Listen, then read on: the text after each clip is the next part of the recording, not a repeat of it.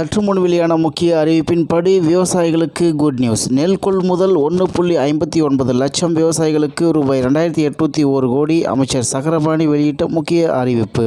செய்தியை முழுமையாக கேட்கறதுக்கு முன்னாடி நம்ம சேனலை சப்ஸ்கிரைப் பண்ணலாம். சப்ஸ்கிரைப் பண்ணிக்கோங்க. மறக்காம பெல் பட்டனை கிளிக் பண்ணிக்கோங்க. அப்பதான் நம்மளுடைய அப்டேட்டட் நியூஸ் உங்களுக்கு உடனுக்குடன் வந்து சேரும். தமிழ்நாட்டில் 1.59 லட்சம் விவசாயிகளிடம் இருந்து நெல் கொள்முதல் செய்யப்பட்டு ரூபாய் 2801 கோடி தொகை வழங்கப்பட்டுள்ளதாக உணவுத்துறை அமைச்சர் சக்கரபாணி தெரிவித்துள்ளார். இந்நிலையில் எதிர்க்கட்சி தலைவர் எடப்பாடி கே பழனிசாமி வெளியிட்ட அறிக்கைக்கு வெள்ளிக்கிழமை பதிலளித்து அமைச்சர் சக்கரபாணி வெளியிட்ட அறிக்கையில், நிகழாண்டில் இதுவரை 1892 நேரடி நெல் கொள்முதல் நிலையங்கள் திறக்கப்பட்டு 1.59 லட்சம் விவசாயிகளிடம் இருந்து 11.77 லட்சம் மெட்ரிக் டன் நெல் கொள்முதல் செய்யப்பட்டுள்ளது.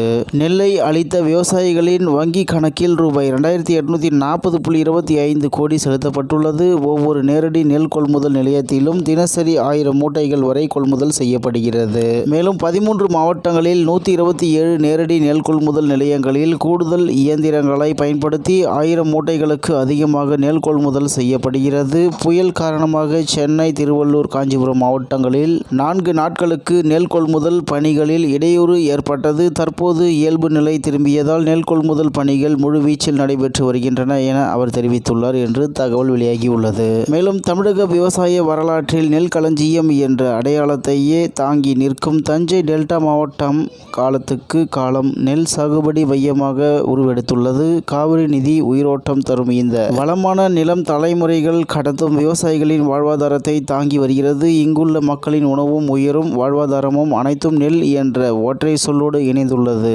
இந்நிலையில் தமிழ்நாட்டில் 1.59 லட்சம் விவசாயிகளிடமிருந்து நெல் கொள்முதல் செய்யப்பட்டு ரூபாய் 2801 கோடி தொகை வழங்கப்பட்டுள்ளதாக உணவுத்துறை அமைச்சர் சக்கரபாணி தெரிவித்தார் என்று தகவல் வெளியாகியுள்ளது என்பது குறிப்பிடத்தக்கது. இத்துடன் இன்றைய முக்கிய செய்தி நிறைவேறுகிறது. மேலும் இது போன்ற செய்திகளை உடனுக்குடன் தெரிந்து கொள்ள ஆர்கே நியூஸ் தமிழ்நாடு சேனலுடன் இணைந்திருங்கள். நன்றி, வணக்கம்.